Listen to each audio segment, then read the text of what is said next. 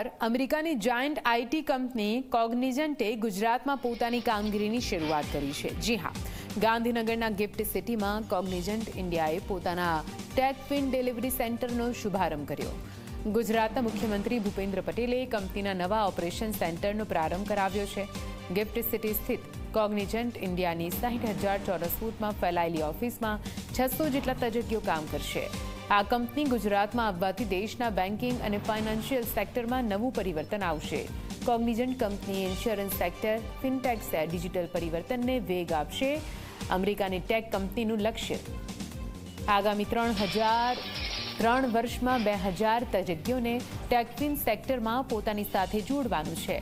Gift સિટીમાં tech fin delivery સેન્ટરના શુભારંભ પ્રસંગે કંપની CFO જતીન દલાલ વિશેષ ઉપસ્થિત રહ્યા। તેઓ કંપનીના ન્યૂ જર્સી સ્થિત હેડક્વાર્ટરમાં કરે છે કામ। અમદાવાદમાં જન્મેલા CFO જતીન દલાલ મૂળ સુરતના વતની છે।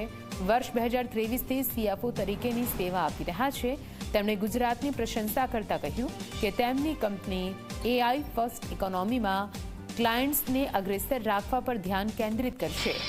મહત્વનું છે કે અમેરિકાની આઈટી કંપની કોગ્નિઝન્ટમાં 3.36 લાખ કર્મચારીઓ કામ કરે છે। આ કંપની ભારતની નોલેજ બેઝડ ઇકોનોમીને વેગ આપવાનું કામ કરશે, સાથે ગુજરાતમાં AI આધારિત ઉદ્યોગોને પ્રોત્સાહન આપશે।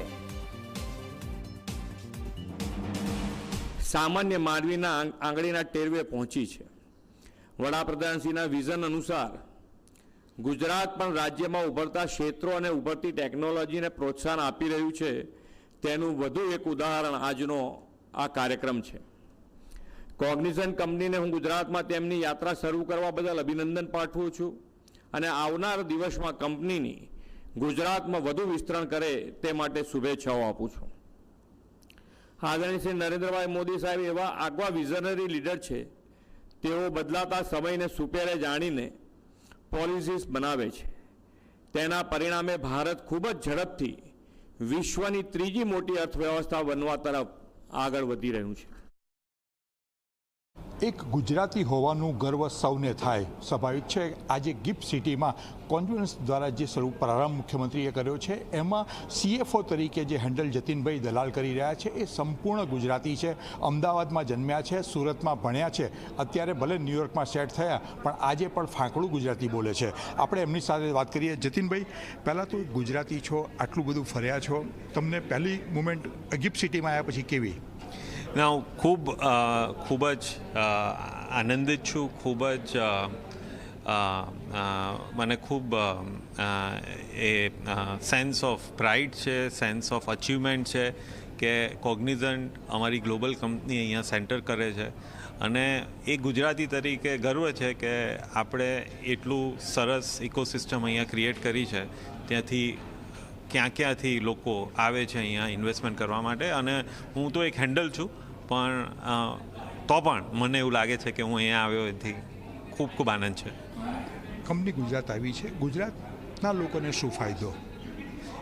સૌથી મોટો ફાયદો તો એ છે કે અહીંયા આપણને લોકલ એમ્પ્લોયમેન્ટની ઓપોર્ચ્યુનિટી મળશે। તમે જુઓ, આપણે કેટલી બધી સારી એન્જિનિયરિંગ કોલેજ છે, LD engineering, Nirma, DDIT, MS ટેકો બરોડા, NIT સુરત, બધા જે આપણા સ્ટુડન્ટ્સ બધા એન્જિનિયર બને છે તે લોકોને હવે અહીંયા લોકલ જ્યારે પોતાના પેરેન્ટ્સ જોડે રહીને, પોતાના ઘરે રહીને, પોતે ઘણા બધા લોકો છે જેને ગુજરાતમાં જ રહીને કામ કરવું છે પણ અત્યાર સુધી એટલી બધી ઓપોર્ચ્યુનિટી નહોતી મળતી।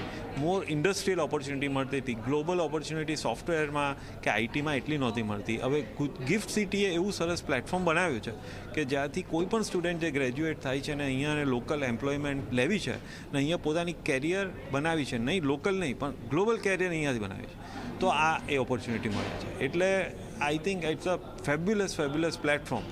હું જ્યારે NIT સુરતમાંથી પાસ થયો 20-25 વર્ષ પહેલાં, ત્યારે અમારી પાસે એવી ઓપોર્ચ્યુનિટી નહીં હતી, પણ આજના જનરેશન પાસે ઓપોર્ચ્યુનિટી છે અને અમારી એવી ઈચ્છા છે કે આજનું જનરેશન એને ઓપોર્ચ્યુનિટીનો યુઝ કરે અને કંપની અમારી જેવી કંપની જોડે કામ કરે।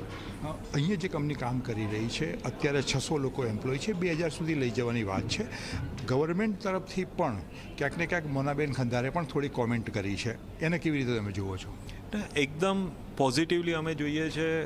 ગુજરાત જે માનનીય ચીફ મિનિસ્ટર સાહેબની માર્ગદર્શન હેઠળ જે PM સાહેબનું વિઝન હતું, ડ્રીમ હતું ગિફ્ટ સિટીનું, તે સફળ થયેલું તમારી આંખોની સામે અત્યારે દેખાય છે કે જેમાં 3 angle, international finance centre, gift city અને ગુજરાત ગવર્મેન્ટની જે પોલિસીઝ છે કે જે તમને મદદ કરે છે, જે બેનિફિટ્સ આપે છે તમને અહીંયા આવીને કામ કરવા માટે, સેન્ટર ક્રિએટ કરવા માટે, એ ખૂબ જ I would say forward looking છે, ખૂબ જ પોઝિટિવલી ઇમ્પેક્ટ કરે એવા છે અમે જ્યારે ડિસિઝન કરીએ. તો અમે ખૂબ ખૂબ આભારી છીએ ગવર્મેન્ટ ઓફ ગુજરાતના માનનીય ચીફ મિનિસ્ટર સાહેબના, જે મોના મેડમ જોડે અમારી વાત થઈ, જે આ ડિવિઝન જે સેક્રેટરી આ એરિયાના છે, એ ખૂબ ફોરવર્ડ લુકિંગ થિંકિંગ છે. એમને એક વાત કરી, પૂરો ટાવર ઊભો કરો. ક્યારે ટાવર? નહીં, તમારા મોંમાં ઘી શક્કર, જ્યારે જેટલું જલ્દી બને એટલું અમે કરીશું. જો અત્યારે તો 2000નો અમે વિચાર કરીએ છીએ, 3 વર્ષમાં, પછી આગળ જોઈએ કેમ ચાલે છે. ખાસ તમે તમારા પ્રવચનમાં પણ એક વાતનો ઉલ્લેખ કર્યો, અને બીજું અત્યારે શૈક્ષણિક વર્ષ પણ પત્યું છે, એન્જિનિયરિંગના વિદ્યાર્થીઓ પણ નીકળશે. એવા જે વિદ્યાર્થીઓ ગુજરાતના છે એના માટે તમે શું કહેવા માગો છો કે તમે પોતે એન્જિનિયરિંગ ફિલ્ડમાંથી નીકળ્યા છો? એટલે હું એમ કહીશ કે સ્કાય ઇઝ ધ લિમિટ. નવી ટેકનોલોજીને શીખો, મહેનત કરો, અને આવા બધા પ્લેટફોર્મ જે ગિફ્ટ સિટી પ્રોવાઈડ કરે છે, કોગ્નિઝન પ્રોવાઈડ કરે છે, એને લિવરેજ કરો. અને world is with you. I wish I was 20 years younger and starting my career now. the opportunity તમારી પાસે છે એ અમારી પાસે નહીં હતી, ને એ અનપેરેલલ ઓપોર્ચ્યુનિટી છે. Please leverage it. Thank you sir. ચોક્કસ જતીનભાઈનું સ્પષ્ટ કહેવું છે કે ગુજરાતના યુવાનોને આજે એક તક મળી છે, કારણ કે એમના સમયમાં એ તક નથી એટલે બહાર ગયા. આજે ગ્લોબલી જો તમારે પ્લેટફોર્મ જોઈતું હોય તો એ ગુજરાતમાં જ અવેલેબલ થયું છે. કેમેરામેન રમેશ ટુડિયા સાથે હિતલ પારેખ, જી મીડિયા, ગાંધીનગર.